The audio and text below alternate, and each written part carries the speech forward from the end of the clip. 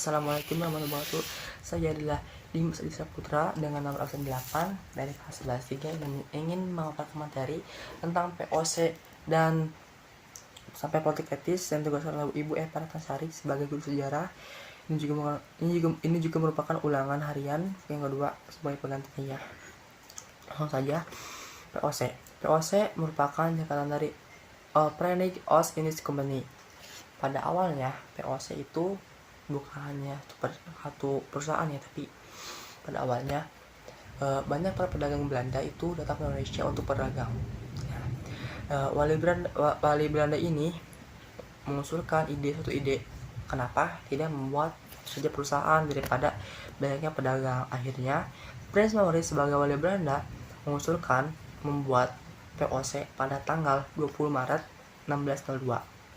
Si Prince Maurits ini mengusulkan bahwa mending buat saja daripada banyaknya pedagang-pedagang yang dikuasai atau depo. Penguasanya itu adalah 17 pedagang saham terbesar, yaitu Henry Jepentin. Si Henry Jepentin ini merupakan pengusaha POC. Nah, tujuan utama POC itu ke Indonesia yang pertama kali adalah untuk berdagang, tetapi banyak hal-hal lainnya.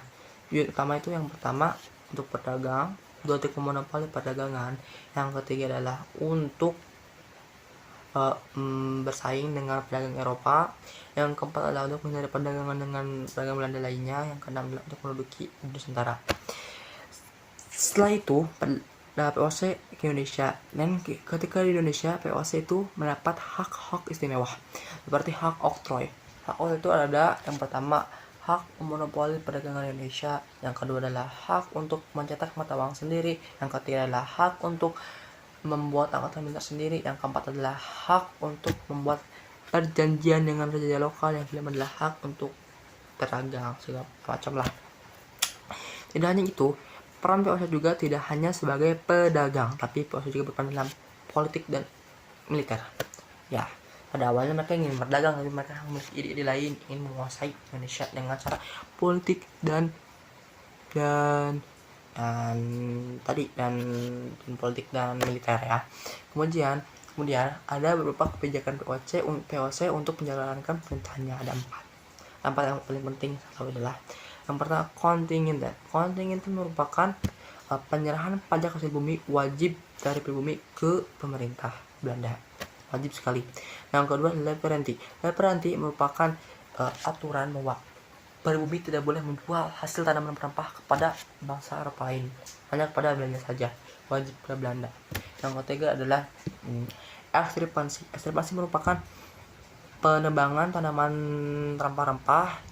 Ya, kenapa ditebang? Karena Anda takut akan berlebihan dan tidak akan terkendali penjualan tersebut. Yang terakhir adalah hongentusan atau pelayaran hongi. Pelayaran hongi merupakan pelayaran sekitar pesisir.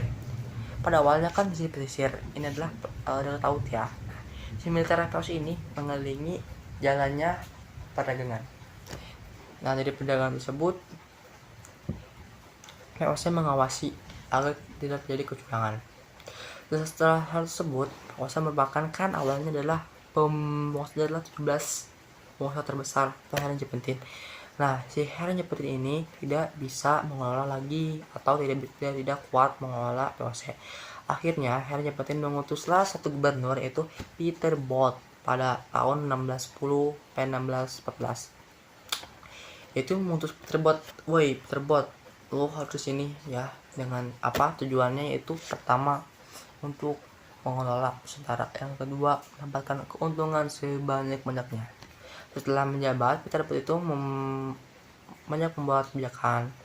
Nah, perjanjian seperti membuat pos perdagangan di Ambon, Maluku. Dia juga membuat perjanjian dengan Raja Maluku setempat. Dia juga dekat dengan penguasa di Jakarta.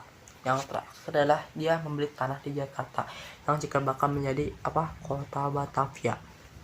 Setelah tersebut, masa kejayaan POC adalah ketika Gubernur Pieter Coronen, tidak salah kejayaannya, yaitu membuat benteng Batavia dan pemukiman.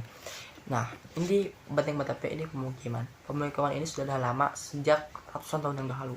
Tapi benteng Batavia ini dibuat dengan apa? Isinya yaitu pertama gedung-gedung utama POC, gedung-gedung arsip POC, gedung tinggal tentara VOC yang itulah gereja-gereja. Terus juga pada waktu itu gubernur itu sangat banyak sekali membuat gedung-gedung mirip-miripnya dengan gedung di Belanda. Agar itu seperti nostalgia mungkin. Dan juga membuat hal yang kontroversial, yaitu membuat perbatasannya dengan pemukiman berbumi itu buat benteng-benteng sangat tinggi. Kenapa? Karena VOC tidak mau sejajar atau berbumi masuk ke Batavia, karena VOC merasa jijik sekali dan mengenal jelata. Seperti itulah. Tidak hanya itu, VOC tidak hanya berdagang saja, tapi VOC juga memanfaatkan konflik bumi. Seperti apa? Seperti ketika para penguasa raja-raja lokal berseteru. Nah, raja ini itu meminta bantuan pada VOC, meminta kebantuan, tapi VOC meminta imbalan juga, yaitu dengan apa? Dengan imbalannya adalah kekuasaan dan praktek dagang dan monopoli di sana. Akhirnya VOC membuat perjanjian sangat banyak sekali dengan raja lokal dan mendapat kekuasaan. Tidak hanya raja-raja biasa, tapi VOC juga berhasil menaklukkan dan memukul mundur Sultan Hasanuddin dari Goa, Makassar.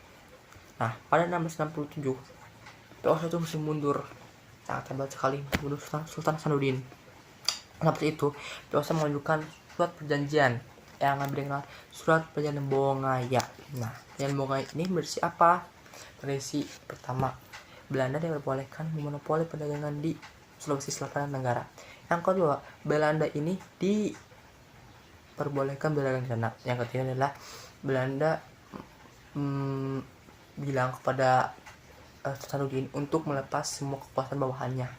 Yang seterusnya yaitu Belanda membuat Arupalaka menjadi Raja Bone. Yang terakhir adalah Belanda berhasil menguasainya di sana. Wow, tidak hanya di Sulawesi Selatan, tapi ada juga di wilayah lain seperti di Kalimantan Selatan. Contoh adalah Sultan Sulaiman. Sultan Sulaiman menyerahkan tapi membolehkan VOC berdagang di Kalimantan Selatan. Sangat amazing. Yaitu sangat wah. Tidak hanya sampai ke Selatan, tapi sampai ke Papua juga, sampai oleh si VOC ini berhasil sampai ke Papua. Tetapi VOC juga tidak hanya bertahan cukup lama, mungkin dua abad kali ya.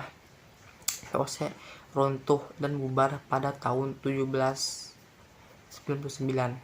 Nah, pada awalnya pada tanggal 24 Maret 1749, pemerintah Belanda membuat undang-undang, yaitu berisi pemimpin penguasa VOC yaitu Raja Wilhelm. Raja Wilhelm ini dia menjadi penguasa lah, tapi dia itu sangat condong kepada pemerintahan, bukan kepada pemegang saham atau yang sepenting ya. Akhirnya terjadi pecah belah dari kedua kubu. Dan terus juga alasan runtuh lainnya yaitu banyak terjadi tindak korupsi. Nah, para pegawai VOC itu banyak korupsi, pegawainya, pemimpinnya, banyak korupsi, yang akhirnya mereka rugi. Dan juga mereka itu sangat banyak mengeluarkan menandai perang-perang, seperti perang melawan Sultan Hasanuddin. Mereka mengeluarkan uang yang sangat banyak, akhirnya mereka rugi dan tidak untung, rugi. Mereka tuh berhutang pada Freemason kalau tidak salah. Mereka itu sangat rugi, yang akhirnya sudah mengenai perang, korupsi, pecah belah, akhirnya sudahlah VOC bangkrut. Dan pada tanggal 31 Desember 1799 pemerintah Belanda akhirnya membubarkan VOC. Sudah selesailah pemerintah VOC di sana. Lanjutlah ke pemerintahan Republik Batak. Batak itu adalah singkatan dari boneka. Bukan singkatan dari, artinya adalah pemerintahan boneka. Pada awalnya pada 1795 Perancis berhasil menduduki Belanda. Perancis ingin dong memiliki tanah jahan Belanda. Akhirnya ditemukanlah di Indonesia, Nusantara. Akhirnya Perancis berhasil mengusir Belanda, sampai Raja Wilhelm kabur ke Inggris, kota Kew namanya. Di kota Kew si raja ini menulis surat Kew ya. Surat itu berisi bahwa lebih baik tanah jahan diserahkan kepada Inggris daripada Perancis. Akhirnya Perancis pun tahu bahwa itu mengirim surat. Akhirnya Perancis ini Dengan cepat, sigap, dan tanggap berhasil menguasai Jawa dan kota Batavia. Langsung saja ke sana.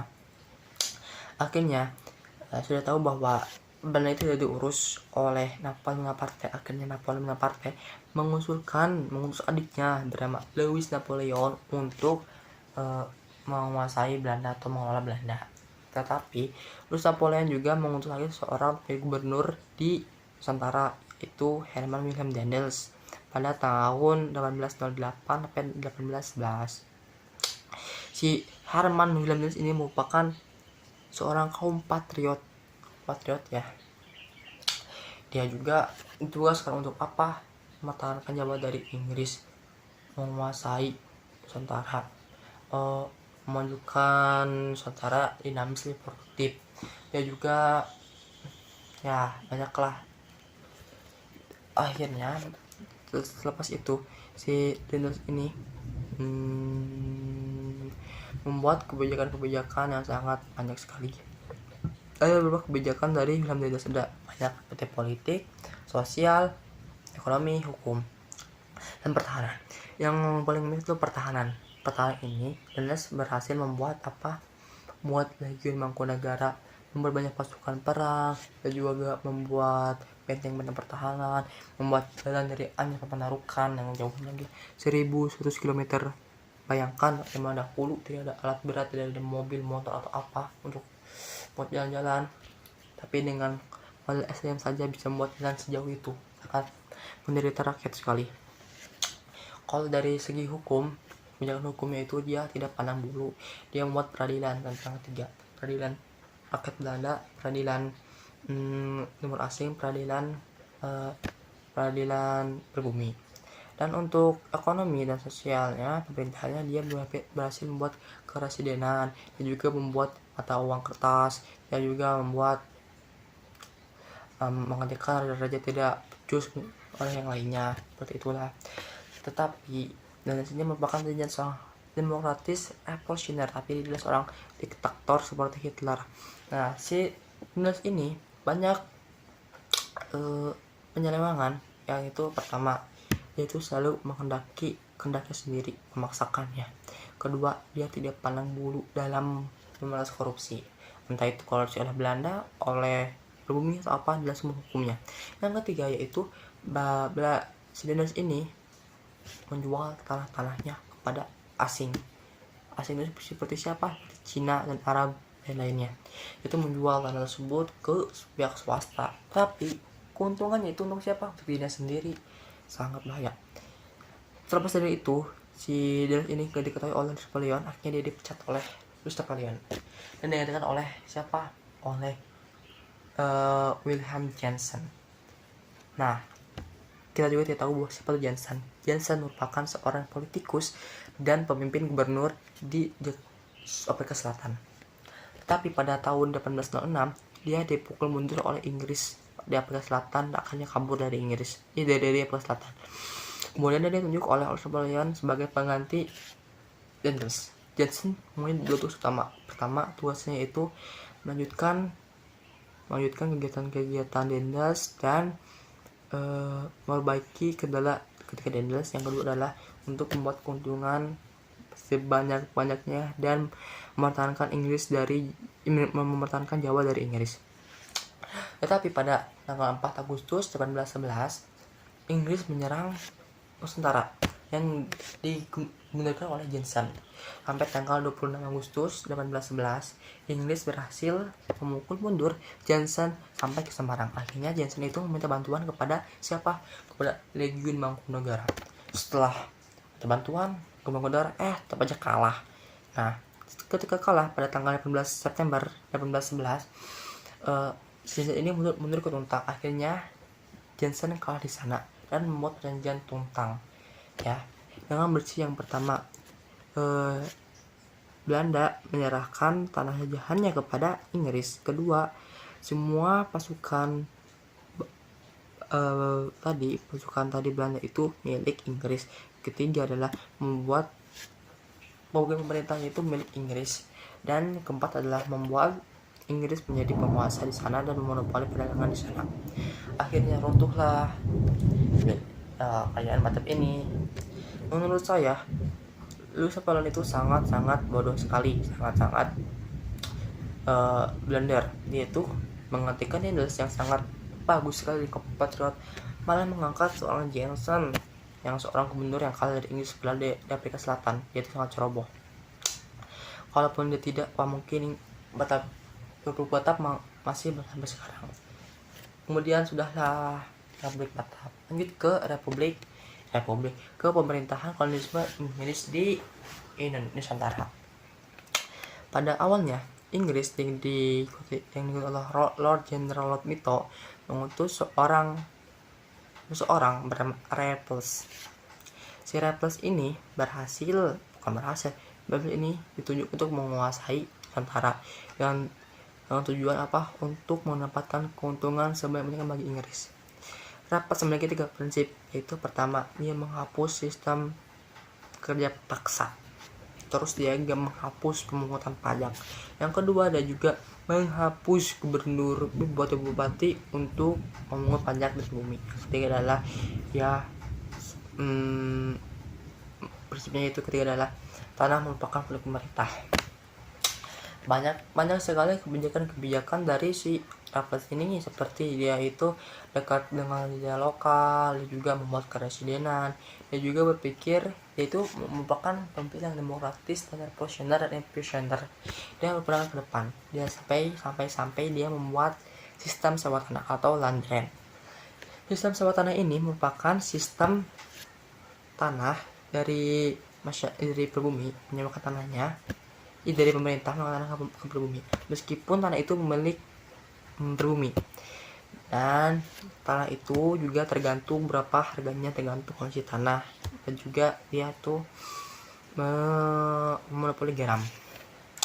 Lepas tersebut si Raffles ini banyak kebijakannya.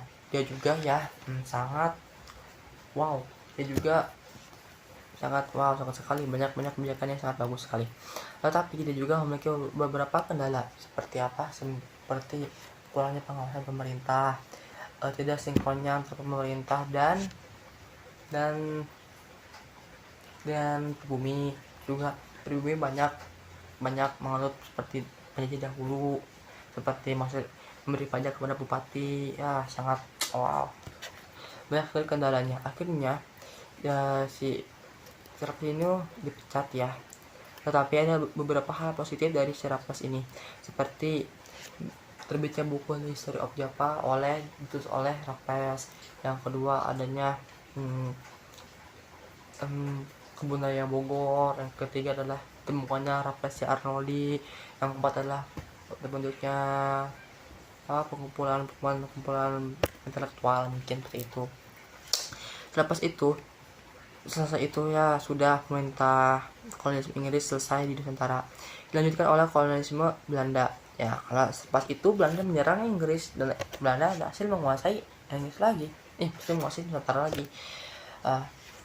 Mulailah kolonialisme Belanda di Nusantara, yang pada awalnya Belanda itu kan VOC rugi, mengalami krisis keuangan Belanda itu dari VOC.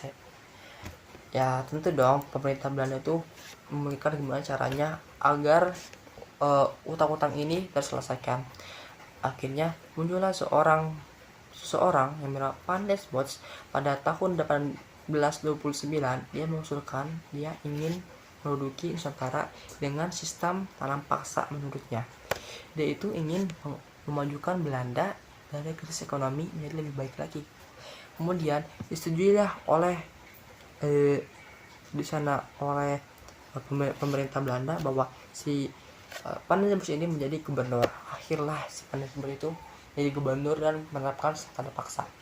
Dan si Van der Bosch juga memiliki prinsip, yaitu tanah jajahan harus dieksploitasi semaksimal mungkin.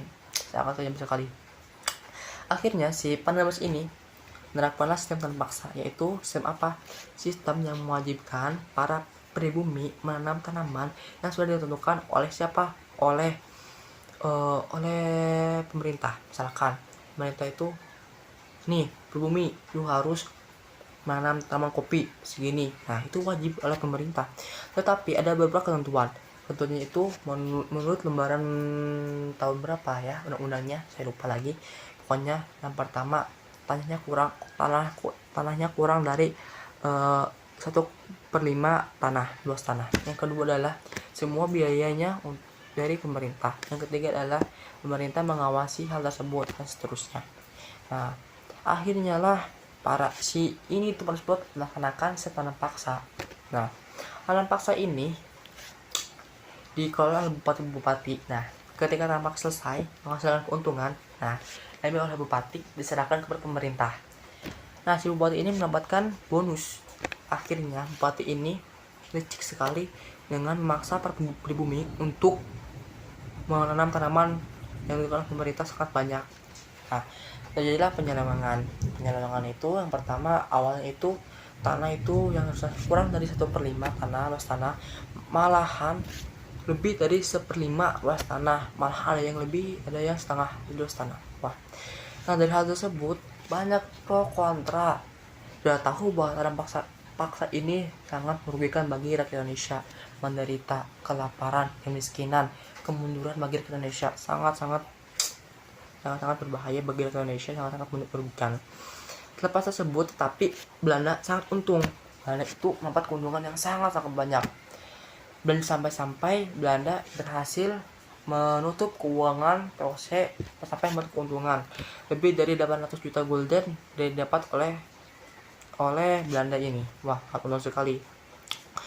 Kita sudah tahu bahwa terdapat banyak pro kontra dari hal tersebut. Akhirnya pada tahun 1860 muncullah elit politik Belanda yang menerbitkan beberapa buku, yaitu diantaranya adalah buku Max Havelaar oleh De Westdekker. De Westdekker ini merupakan seorang elit politik atau Freemason. Dia adalah orang yang mengambilkan Multatuli dengan berisi bahwa dia tidak setuju dengan sistem tanam paksa ini karena akan merugikan rakyat Indonesia dan membuat rakyat Indonesia menderita. Akhirnya selesailah si tanam paksa ini. Setelah terbitkanlah buku itu banyak pro kontra, akhirnya selesai tanam paksa. Akhirnya sistem tanam paksa dihapuskan menjadi sistem liberalisme atau sistem sewa tanah. Masuklah kita itu ke pintu terbuka. Politik pintu terbuka. Apa itu politik pintu terbuka? Politik pintu terbuka merupakan politik yang diserahkan bagian ekonomi kekuasaannya itu bukan ke pemerintah lagi, tapi ke pihak swasta. Jadi si ekonomi ini dikuasai oleh pemerintah tapi oleh swasta. Seperti apa? Investor asing, seperti pemerintah Indonesia mungkin ada ya, masih banyak lagi. Dan dilatar belakangi oleh apa? Latar belakangi oleh sistem tanam paksa. Pada 1870 tanam paksa dihapus dan sudah tidak ada, dan juga ingin menghapus feodalisme segala macam lah, dan ingin memajukan rakyat Indonesia lebih dinamis dan lebih produktif. Dan pada tahun tersebut juga, pada era politik terbuka, terbitlah undang-undang yaitu undang-undang agraria dan undang-undang gula pada 1870.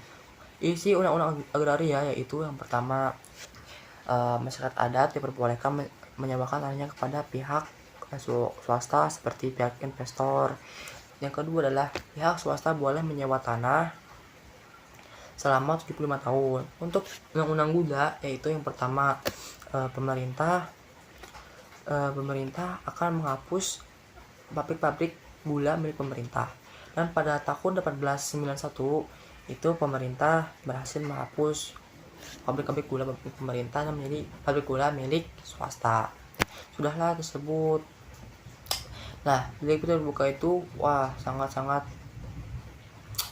banyak investor itu membuat irigasi, buat pelayanan, buat sarana prasarana, tapi tidak sampai tersebut itu menguntungkan Belanda, tapi tetap saja membuat rakyat Indonesia menderita dan kelaparan. Seperti apa? Seperti banyaknya kos tanah itu untuk investor asing dan kurangnya pangan bagi rakyat Indonesia, adanya kelaparan. Wah, sangat anjing sekali.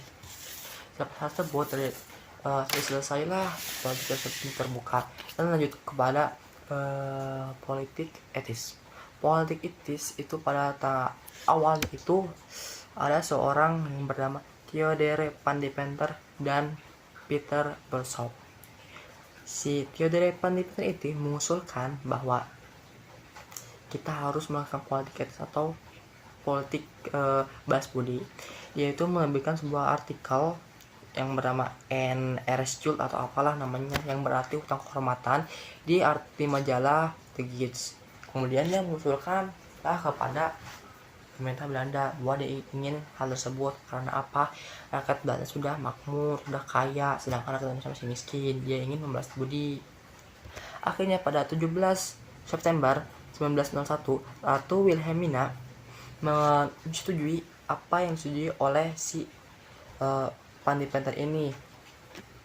Akhirnya si Van Deventer ini, Theodore Van Deventer ini berhasil lah ke Indonesia menjadi penguasa di sana dan melaksanakan politik balas budi. Nah, politik balas budi untuk tujuan apa? Yang pertama, bertujuan untuk membuat rakyat Indonesia tidak menderita dan mengalami kemajuan dinamis secara produktif lah, menjadi tidak menderita lagi banyak sarana prasarana. Ada 3 kebijakan politik etis, yaitu irigasi, emigrasi, dan edukasi. Yang pertama, edukasi yaitu membuat sekolah-sekolah di Nusantara dengan apa tujuan supaya Indonesia menjadi lebih pintar, edukasi. Nah, yang kedua adalah irigasi yaitu perairan. Artinya Indonesia dibangunlah perairan dari hulu sampai hilir oleh pemerintah Belanda. Nah, dengan tujuan apa? Bisa bertani dan membangun prasarana pertanian. Yang ketiga adalah edukasi. Yang ketiga adalah emigrasi, yaitu memindahkan produk misalkan dari Jawa ke Kalimantan. Dipindahkanlah produk tersebut ke Kalimantan supaya apa? Supaya lebih rata produknya. Tetapi dari kebijakan politik etis tersebut terjadi penyelewengan seperti apa? Seperti yang awalnya edukasi itu ingin lebih pintar, rakyat jelata, tapi malah yang bersekolah itu bukan rakyat Indonesia jelata, tapi lebih kepada bangsawan Belanda, ke bangsawan Indonesia, ke orang kaya. Dan tetap saja rakyat jelata menderita. Yang kedua yaitu edukasi. Yang kedua adalah irigasi, yang seharusnya adalah perairan ke tanah pribumi, malah kemana? Malah ke bangsawan Belanda. Akhirnya merugikan juga. Yang ketiga adalah emigrasi, yang seharusnya adalah memeratakan produk, malah apa? Malah untuk memeratakan tenaga kerja di tempat lain supaya apa? Supaya lebih untung lagi. Yang awalnya sangat baik, malah buruk lagi. Astaga, itu sangat buruk sekali. Ada banyak sekolah-sekolah di Indonesia seperti BHS, MHS, merupakan sekolah lagi itu, dan juga perguruan sekolahnya itu 7 tahun sampai 5 tahun. Nah, dampak dari politik itu apa? Yang pertama, terbangunnya sarana prasarana irigasi, sekolah-sekolah. Yang kedua, memajukan Indonesia meskipun tidak secara langsung ya, secara berskala. Yang ketiga itu membuat rakyat Indonesia lebih baik sebelumnya. Yang keempat, membuat rakyat Indonesia tidak kurang lebih menderita. Meskipun seperti itu, rakyat Indonesia tetaplah sedikit menderita sampai akhirnya kemerdekaan Indonesia. Nah, sudahlah selesai dari politik etis tersebut, dari POC sampai politik etis. Mungkin ada yang kurang, mungkin ada suatu hal yang sangat benar sekali. Tapi menurut pendapat pribadi saya, Indonesia sangat dirugikan oleh penjajahan tersebut, yang dari awalnya POC, Perancis, Inggris, Belanda sangat merugikan bagi rakyat Indonesia, yang membuat rakyat Indonesia menjadi menderita, miskin, kelaparan, kematian, segalanya. Tidak adanya terbukti bahwa dari politik etis tersebut membuat rakyat Indonesia menjadi lebih pintar pada waktu itu. Itu hanya berskala, butuh waktu Indonesia menjadi lebih pintar, lebih baik. Dan politik etis tersebut tidak membuat Indonesia secara cepat menjadi lebih baik. Banyak penyelewengan. Dan menurut saya, dari apa yang saya dapati dari pelajaran sejarah ini, bahwa kita itu harus belajar dari sejarah sebelumnya supaya apa? Supaya tidak dijajah lagi oleh bangsa asing. Kita itu harus bersatu. Kita tidak boleh menjadi orang yang bodoh. Kita harus menjadi intelektual. Kita tidak boleh menjadi orang yang lemah. Kita harus bersatu. Seperti kata pepatah, seperti kata seseorang yang bernama Goethe, dia berpendapat bahwa orang yang tidak belajar sejarah pada tahun sebelumnya, dia tidak layak untuk hidup. Berarti kita harus belajar sejarah. Itu saya tugas dari saya, itu saja tugas dari saya di Indonesia Putra. Terima kasih.